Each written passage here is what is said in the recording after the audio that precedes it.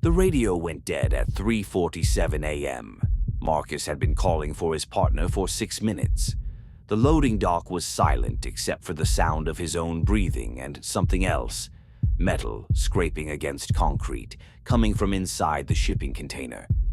Marcus had overnight security at a distribution warehouse outside Pittsburgh, 500,000 square feet. 2 guards, him and his partner David. They'd split the building. Marcus took north, David took south. Radio check every 30 minutes. David's last check-in was at 3:10. South side clear. Loading dock next. At 3:40, Marcus tried calling him. Static. He tried again at 3:43. Nothing. 3 minutes later, he was walking toward the south loading dock, flashlight in one hand, phone recording in the other. The loading dock held about 20 shipping containers staged for morning pickup. Most were sealed. A few sat open, waiting for final loads. David's flashlight was on the ground near container 7, still on, the beam pointing at nothing. Marcus picked up the radio. "David, if you can hear me, key twice." Silence. Then, from inside container 7, a sound, shuffling, weight shifting. Someone was in there. Marcus approached the container. The door was cracked open about 6 inches. He could see darkness inside and nothing else. "Security, come out with your hands visible." No response, but the shuffling stopped. Marcus pulled the door wider. His flashlight beam cut into the container. Empty wooden pallets, shrink-wrapped packages, standard shipping materials. And David, sitting against the far wall, hands zip-tied behind his back. Tape across his mouth, eyes wide. Before Marcus could move, someone grabbed him from behind, arms around his chest, pulling him backward. Marcus dropped the flashlight. It hit the ground and rolled, the beam spinning across concrete. A second person, he could hear at least 2 now, stepped out from behind the container. Male, mid-30s, holding something metallic. "You should have stayed in your office." Marcus twisted, broke the grip. His military training kicked in before conscious thought. He shoved backward hard, throwing the first man off balance. The second man moved toward him. Marcus saw it now, a knife. The nearest weapon was 15 feet away. A forklift, keys in the ignition. Marcus ran for it. The man with the knife followed. Marcus reached the forklift first, jumped on, started it. The engine turned over. The man lunged. Marcus threw the forklift into drive and steered directly at container 7. He positioned the forks through the door handles. The metal scraped and locked into place. The container door couldn't open now. Not without moving the forklift.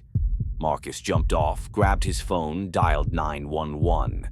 2 suspects trapped in shipping container, south loading dock. My partner's injured inside. They're armed. The man with the knife was circling, looking for an opening.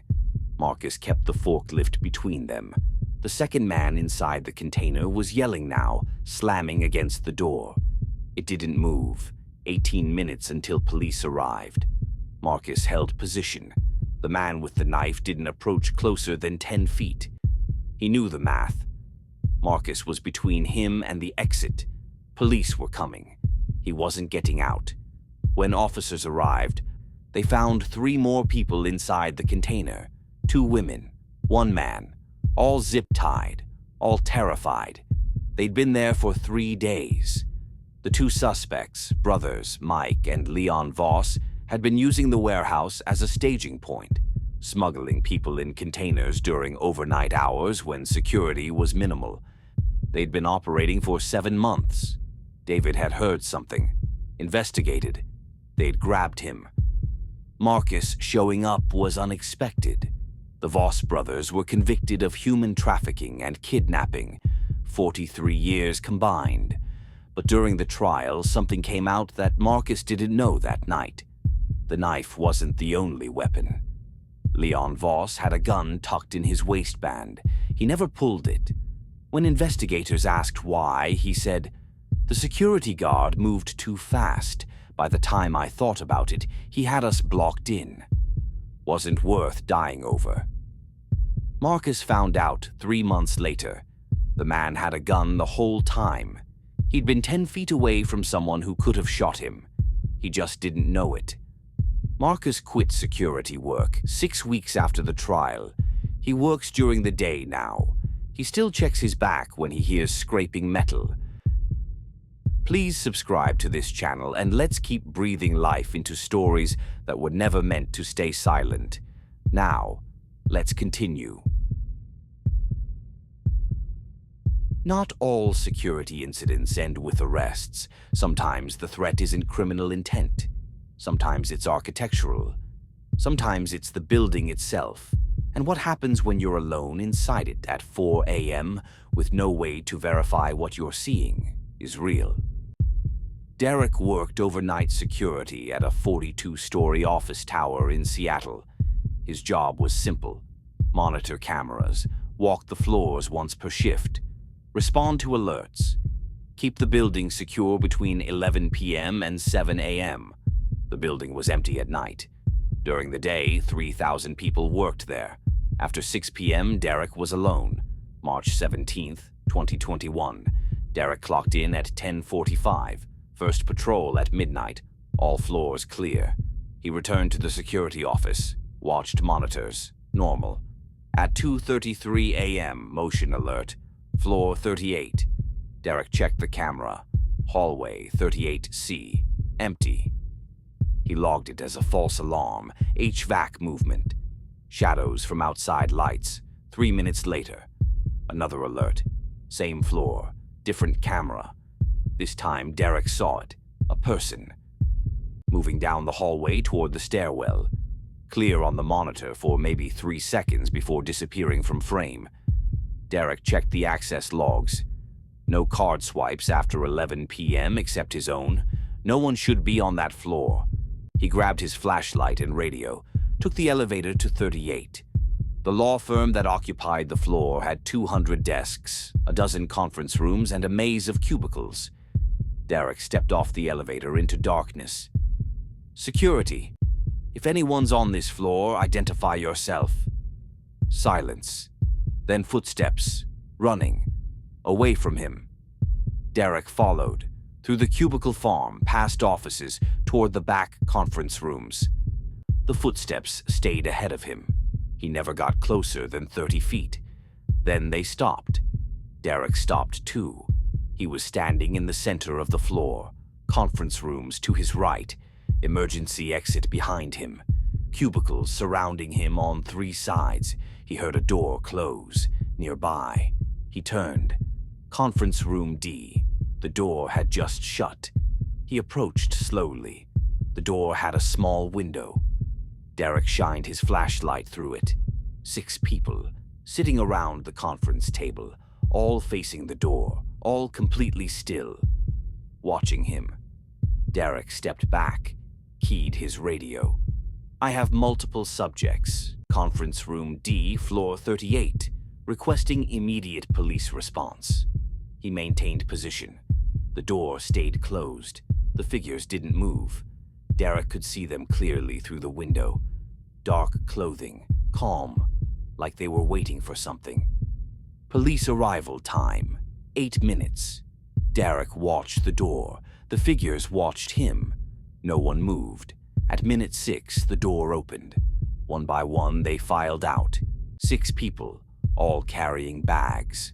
They walked past Derek without speaking, headed for the stairwell. Derek followed at a distance, phone recording, updating police on radio. They exited through the parking garage, got into a van, left. Police arrived 90 seconds later. The suspects were gone. Investigation revealed the 6 people were corporate espionage operatives. They'd been hired to access confidential case files from ongoing litigation. The law firm represented a pharmaceutical company in a multi-billion-dollar lawsuit. The files they were after would have been worth 8 figures to the opposing side. They'd gained access using a stolen keycard. They'd disabled motion sensors on most floors. They'd missed the 38th floor hallway sensors.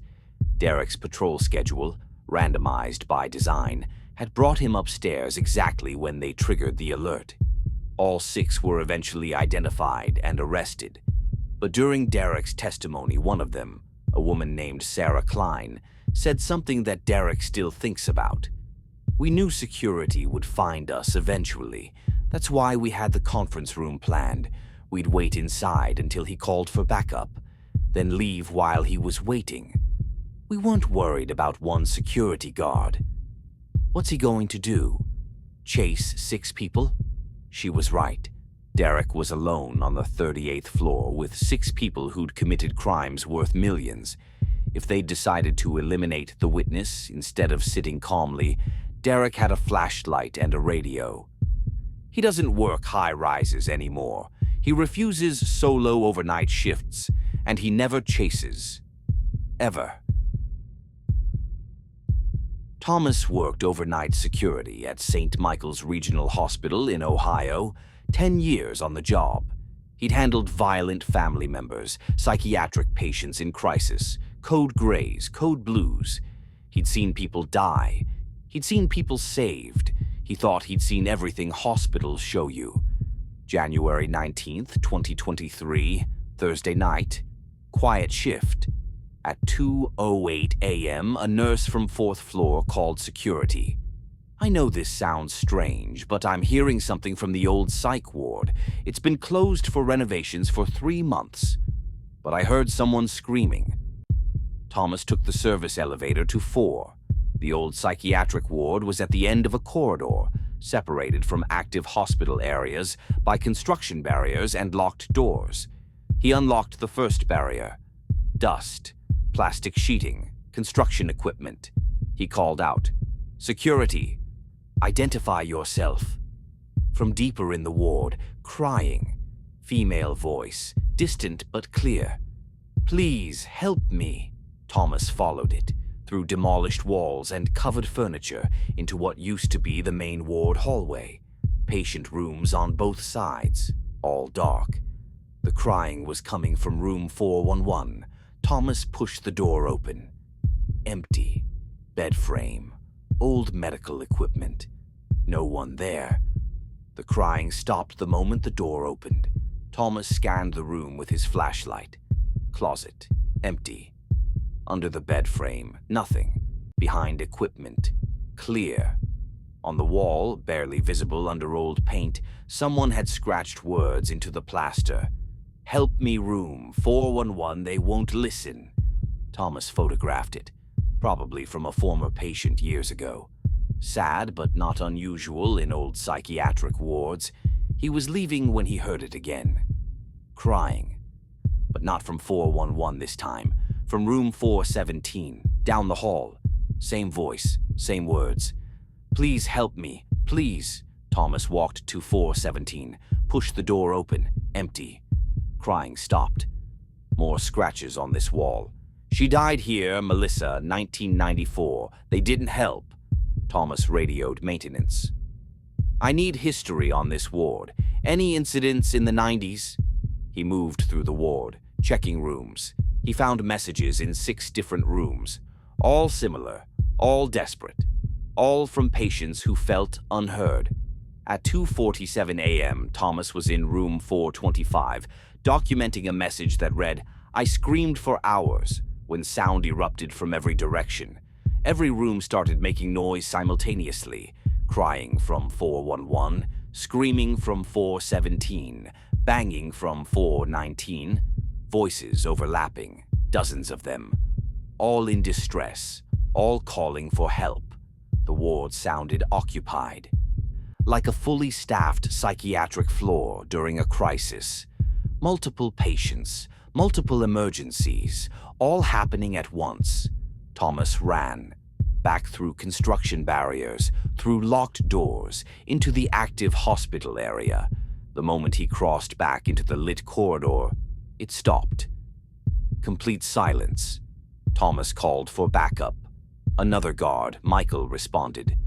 Together they returned to the ward, silent. Every room quiet.